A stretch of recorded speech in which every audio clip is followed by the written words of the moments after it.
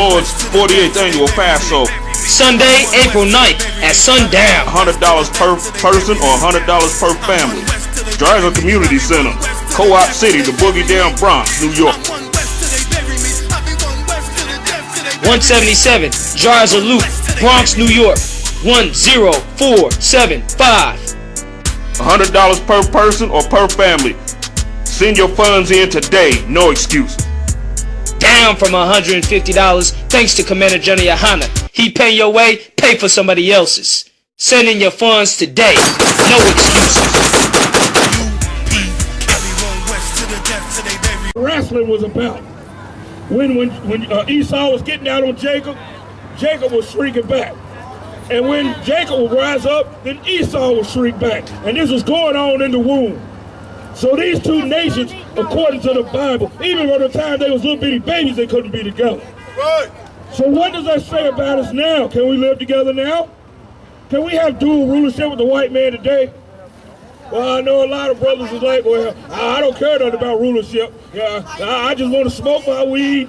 No, you having that mindset, you just gonna die. Right. And you ain't gonna hit that blunt no more. The Lord will send that same white man who you want to get along with, and he'll take and use him to judge you. Just like when we ever played the whore with any other nation, the Lord has used that same nation to come by and judge us. But you know what? We seem to never learn. But you know what? We're going to learn today. But within this last day of time, with Donald Trump in office, we're going to learn. Because Donald Trump is going to make it impossible for you and him to dwell together. Mark my words on that. Go ahead. Verse 5. Yeah. Also, because he transgresseth by wine. It says the white man transgresses by wine. What is this? What wine is this talking about? The wine that it's talking about here is that spiritual wine called Christianity. Right. But it also has a physical counterpart too, a physical representation, because who controlled all the liquor during the time of Prohibition? Right. Who controlled all the wines and liquors and all that? Which was a physical sign of who the king of Babylon is on the earth today. Right. Go ahead. He is a proud man. There you go. He's a proud man. He transgresses with wine, with his philosophy. And he also transgresses with literal wine. Because what does he do? He takes it, since no blacks don't make much money, he'll sit there and give you 211. You know, the 211 beers, and which is horrible, which tastes horrible. He gives that to you, you know, which is way stronger than Budweiser and all that, which is more expensive. So guess what? He's controlling what you buy when you go in the store. You think you're controlling your own life? You ain't in control of your own damn decisions. Your decisions are made for you. You go in that liquor store and you know you only got a little bit of money because you got all these bills. What type of beer you gonna get? Majority of the time, you gonna sit there and get that 211. If you on drugs, you go in to get a beer, you gonna go in there and get that 211. The white man is the devil, and he's making your decisions. Right. Go ahead. Neither keepeth at home. He never keeps at home. He's sitting there in everybody else's country going to war while his own damn country is getting ready to be destroyed. It's falling. Then he's in everybody else's land trying to tell them what to do and trying to guide them.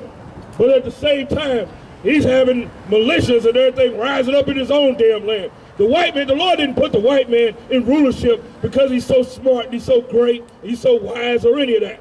The Lord takes the lowest nations, the stupidest nations, and puts them on the top.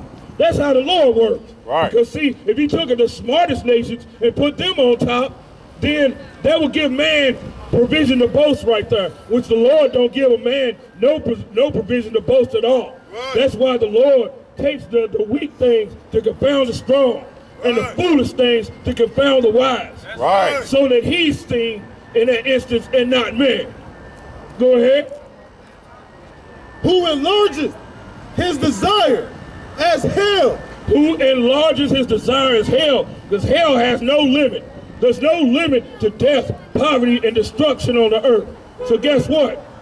The white man's heart is never satisfied. So what does that say about him? They say he's going to keep killing, he's going to keep destroying, he's going to keep going and keep going and keep going. Hell, he's putting cameras on Mars just to see if something lives there so he can kill it.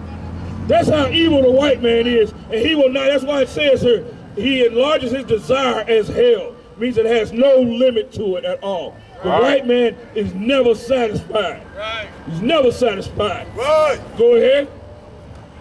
And is as death, and cannot be satisfied, but gathereth unto him all nations.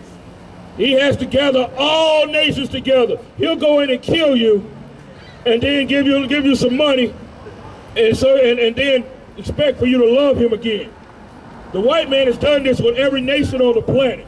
He's gonna went in, bound the hell out of them, and then gave them such and such $1 billion or $1 trillion or whatever the case is, but then act like all is supposed to be forgiven. But these nations are not gonna forgive him. As soon as they find opportunity, they're gonna rise up against him, and they're gonna tear his behind up. You can't fight a war on all fronts. I don't care how powerful you are. You can't. It's just like a tough dude in the street, and he's getting jumped. Eventually, they gonna start to get the best of him, right? He gonna start to get tired, and then you got them. They all coming one after another to fight him. Eventually, he gonna get tired, and guess what? He gonna start getting his behind beat, right? So that same situation it's gonna happen for the white man. Everybody who's bombed, they keep record of this. They meditate on it. They talk about it in their schools. They teach it to their little children. By the time their little children, before they can even walk, they teach them what the white man has done to their people. Well, you know what? We the only people on the planet that act like let's forgive all. Well, we can't even forgive our own fathers, but at the same time, we gonna forgive the white man who destroyed us intergenerationally. But we can't forgive our own fathers who was destroyed by the white man. We can't even do that. But at the same time, we want to forgive everybody. But these other nations don't think like that. They don't think like we do. But you know why? Because they love their people. They love their people enough to know that justice has to be served. And there's no statute of limitations on murder. This is according to the white man's law. And guess what? There's no statute of limitations on the murders of another nation either. They gonna remember it, and they gonna rise up against it. But what we need to do, we need to pull the hell away from him. Because we take our love off the white man, now he's gonna be left naked. And guess what?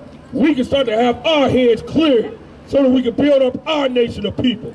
So that we can rise while watching the white man and all of his Confederates fall. Kwam Yashala. Kwam Yashala. Read on. And heapeth unto him all people. He has to heap all people to himself. The white man wants everybody to love him. He can't stand the fact that other nations don't love him. He can't stand that. Because the white man is such a bastard that he can't even see the harm that he's done to anybody. And he sure the hell can't see the harm that he's done to us. Even though he's doing it present day, right in front of our face, he still can't see it. He still can't see that he's wrong. But you know what? You know who does remember? The Most High remembers. That's right. And he also remembers what the other nations have done to us also. Right. So the Most High is going to tear all of them up. Right. And he's going to raise up this nation. That's and right. we're going to be the lawgivers on the earth. Right. We're going to be a nation of kings and priests, as the Bible says. That's Read right. on. Verse 6. Shall not all these take up a parable against him? All of these nations that the white man has done destroyed, they're going to take up a parable against the white man. Let's find out, what parable is this going to be? And a taunting proverb against him, and say, woe to him that increaseth that which is not his. They're going to say, woe to him that increases that which is not his. The white man is the chief man on the planet to do this. To sit there and increase everything that ain't his. The white man will murder you on your own land and then set up something and act like he's been on the land the whole time. Like he's owned it the whole time. Increasing that which is not his. Go ahead. How long And to him that laid himself with thick clay. The white man lays himself with thick clay. This scripture right here is talking about now man is made of the clay of the earth. So when he talks about him laying himself with thick clay, what does he do? He takes on everybody else's culture, every other man's culture. He takes on every other man's identity, every other man's land.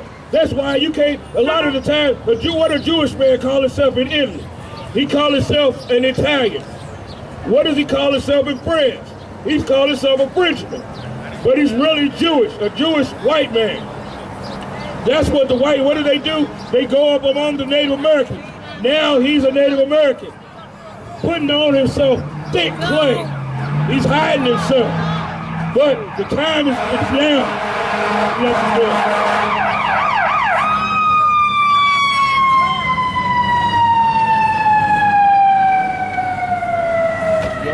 But the time now is that clay is drying up on him. And what happens to clay? What happens to mud once it dries up? It gets all crusty and brittle, and the next thing you know, it falls off. And this Bible has made the clay fall off the white man. That's right. And exposed him as being the devil that the Bible speaks of. The nation of Esau, whom the Lord has indignation with forever. That's right. Real. Verse 7. Shall they not rise up suddenly that shall bite thee? All of these people that the white man has done win his confederacy with, they're all going to rise up and bite him. The white man is the serpent on the earth. He's been known for biting everybody else.